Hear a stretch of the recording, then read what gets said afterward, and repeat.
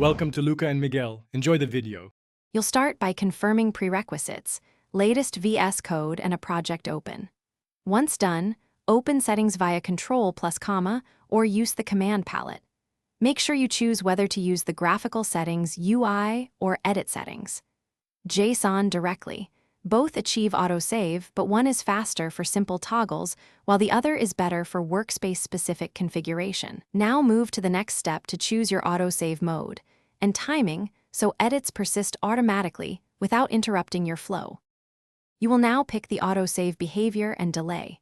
Once in Settings, search Files, Autosave and select on Focus Change on Window Change after delay or on. After delay lets you set a millisecond delay. If you prefer explicit control, open Settings. JSON and add files. Autosave with files. Autosave delay set to 1000 for 1 second.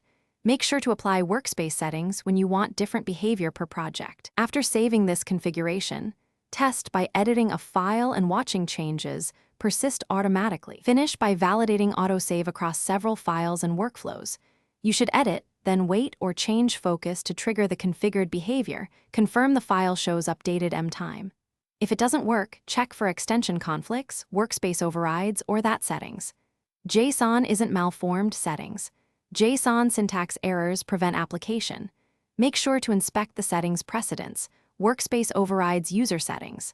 If needed, open developer tools to catch save errors, disable suspect extensions, and retry until autosave reliably persists your edits.